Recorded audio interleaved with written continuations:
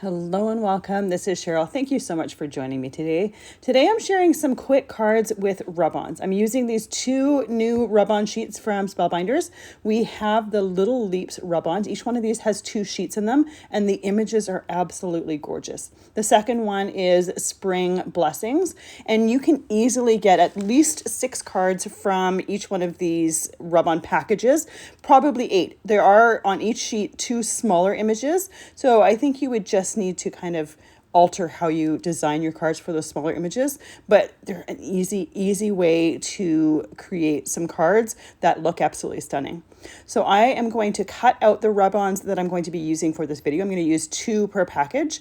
So I just use my shears, cut them out, and then set them over to the side. Now I like pairing things like this with just some simple nesting dies to create some layers, a little bit of dimension on the cards, and then picking out the cardstock colors that you want to create those layers with. That's about the most difficult part of these cards. And like I said, these images are absolutely gorgeous.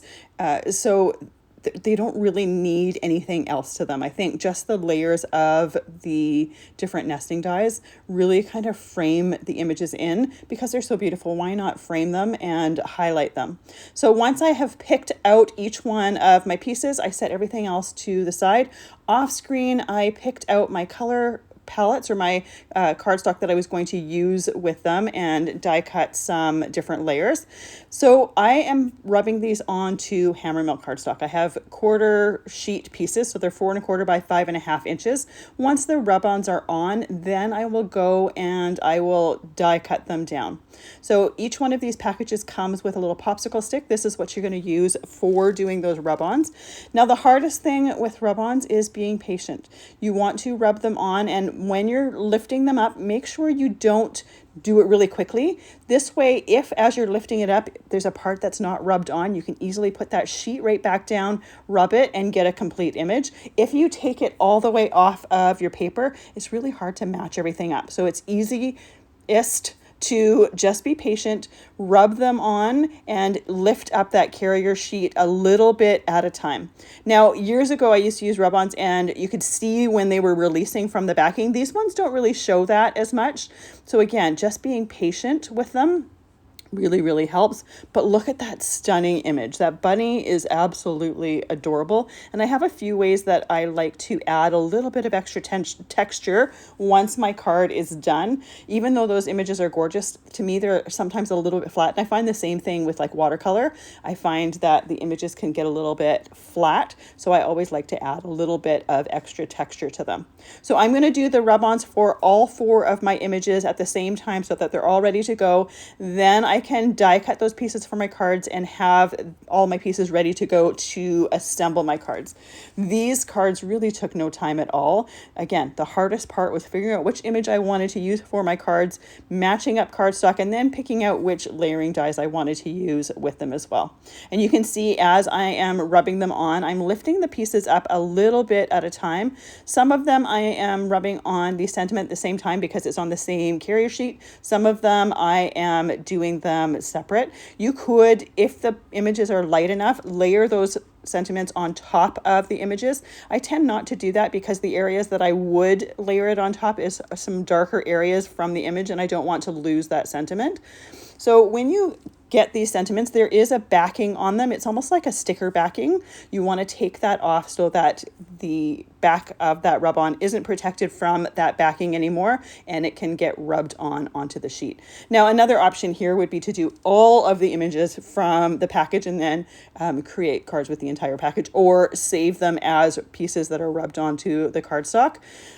This is a great, in my opinion, way to create cards when you're not feeling super creative, when you're not necessarily wanting to come up with all of the things yourself, when you're not wanting to have a heavy thinking creative moment, if that makes sense. These are great ones for times when you're just wanting to make something that's beautiful and not really have to think a whole lot. So as I'm going through these images, you can see that sometimes I will put the sentiment on the bottom underneath the image. Sometimes I'll put it on the top. And again, you could even put it to the side. These ones that I chose are fairly wide, so I wouldn't really want to put them to the side and have a horizontal card, but you can absolutely do that. I tend to prefer vertical cards. I'm not really too sure why. It just depends if the image needs it to be horizontal or not, but for these I think they're perfect for vertical cards. And again, some very simple ones. And the nesting dies that I've chosen for these cards, I've chosen 4 different ones, so each one has a different nesting die on it. You can easily swap them out for different shapes, so you don't necessarily need these exact ones that I'm using. I just chose ones that I thought worked well with the shape of the image and sentiment on the cardstock, as well as I wanted 4 different ones. I wanted to show it with 4 different shapes on there. So here is the final one. We have all 4 images here rubbed on. And like I said, you can do the entire package all at once. They really don't take a whole lot of time. I think the thing that took the longest really was just die cutting the pieces once I had those rub-ons on. So the first card that I'm going to create is with that adorable bunny die. I used the Perfect Touch rectangles and tags die set. Now you could leave this image as is, but because there's a really pretty kind of a gray blue in this image, I am going to just dust it with a little bit of ink blending around the outside edges to kind of look like sky. I'm not being heavy with this ink at all. I'm using a large Spellbinders blending brush, so you can get a really light coat of that color. And I don't want to compete with that image. I just want to kind of frame it in, tie it in. That color is going to naturally be darker around the outside edges, which is perfect. When I was figuring out which dies I wanted to use, I had a dusty blue cardstock that I wanted to use as a layer for the dies. But for the Perfect Touch rectangles and tags die set, the way that the layering was, it just didn't really work out. I would have had to cut part of that bunny image, which I absolutely didn't want to do, or I would have had to make a layer that was the same size as the card, and I wanted to have the white of the card base showing. So one of the ways that I like to add just a touch of texture is on those flowers. I'm just going to put a dot of stickles in the center of the flowers. I'm not necessarily being super careful with this. Again, this is just adding that texture.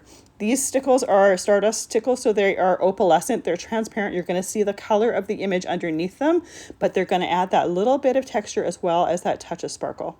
And then because we have an adorable bunny here, and bunnies have nice big glossy eyes, I put a little bit of glossy accents right over the eye.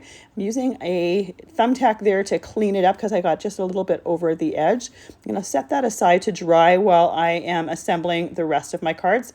But it was the perfect way to add some texture to it, but not take away from that image. I don't want to do anything that's going to take away from the beautiful images. So once again, for the second one here, I've got this beautiful floral here. I'm going to use that same distress ink to do a little bit of ink blending around the edges. And I do it with all 4 of them because I think it just adds a lot to the image, and it just kind of makes it, and almost highlights it a little bit. So this is weathered wood distress ink. So it's a nice kind of gray blue, works perfect with the colors in the different images.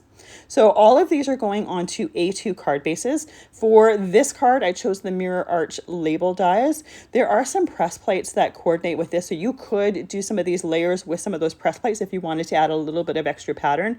But again, I'm only doing it to frame in those images. So for this one here, I'm using Bellini Cardstock as well as Wildberry Cardstock. For the last one for the bunny, I use some Chiffon Cardstock. I'm just choosing colors that are in those images. And for florals, I tend to use the colors of the flowers. You could absolutely choose greens if you wanted to choose the colors from the leaves. Just like the last card, I'm using a little bit of stickles in the flower centers just to add a little bit of extra texture, a little bit of sparkle, something to catch the light as you're tilting it. And then I'll set that aside to dry. And because I'm doing only little dots of stickles, it really probably takes maybe 10-15 minutes for those to dry. The thing that takes the longest to dry for any of these cards is where I put the glossy accents. So the next card here, I'm using one of the frog images, and I've chosen the Essential Arches die set for this one for the layers. There is also a Perfect Touch Perfect Touch Arches set that you could use. Now the Perfect Touch ones, they add just a little bit of texture to the outside frame of the die, and I don't really know how to, it's almost little V marks. That would also work. I'm not sure how different the layer sizes are compared to the essential arches. I wanted to frame this in two different greens here. So I have some Rainforest Cardstock as well as Fern Cardstock, which is why I chose the essential arches die. I think if you chose the Perfect Touch one, you would have to eliminate one of those layers, which really isn't a huge problem. I had just decided that I wanted to have both of those greens on there, so that's why I chose this. But if you wanted that extra little bit of texture that die cut adds into there, eliminate one of those matte layers and then use the Perfect Touch Arches die set, and it would look fantastic. So for this one, once again, I put a little bit of stickles in the flowers, and of course, because we have frogs with their bulging eyes, I had to put some glossy accents on there as well. Now for the first card, when I corrected my glossy accents going a little bit out of the eye area, I used a thumbtack. It's actually better to use just a scrap piece of cardstock. It tends to clean it up a little bit better, and it's a little bit more forgiving, and it's also a little bit more gentle on the cardstock. For this last card here, I used the Essential Stylish Ovals die set, picking a few different layers here. So once again, I'm going to use that Weathered Wood Distress ink just to go around the outside edges. And you can see that when I'm doing this, I'm barely adding any color. So I'm not detracting from that image at all. But once I take it off of the mat, you can see that there's a darker color right around the edges. So it really frames it in nicely. For this one, I have two mats again, and I chose some Wildberry cardstock as well as Dahlia cardstock. And again, each one of these images has many different colors in it, so you could easily change up these colors. I just chose the ones from the main colors of the flowers, and I also tend to lean towards pinks and purples and whatnot, so I tend to lean towards those colored flowers. So once my layers were dry, and that only takes a few moments, I'm just using Barely Art glue that I typically use for putting those layers together. I'll once again add some stickles to the center of those flowers and then add the glossy accents. And like I said, the stickles probably will dry in about 15 minutes or so. The glossy accents, I'm going to guess, would probably take a good half an hour or so because I'm being fairly generous with that. If when you're putting your glossy accents down, you get a little air bubble, use a pin to pop it while it's still wet. Once it's dry, you can't do anything about it. And it's really easy once you've put it down to pop it right while it's wet with a pin or a thumbtack. So here are the finished cards once they're dry. That glossy accents, when you first put it down, it is kind of a milky tone, but it dries completely clear. It adds that glossy dome to those eyes for the frogs as well as the bunny, and it really gives it some texture, takes it or brings it out to life a little bit. Then we have the stickles in the center of those flowers. And again, they're transparent so they don't add any color to it. It just adds the texture as well as the bit of sparkle in the flower. And it really kind of draws your eye to the different details in the image. I think this bunny might be my favorite, but I keep going back and forth between all of the images, and there's so many different ones to choose from in those packages. They're a great value for creating some great cards that look absolutely stunning really quite easily. Thank you so much for joining me today. I absolutely appreciate all the time that you spend with me. I hope you have a fantastic day.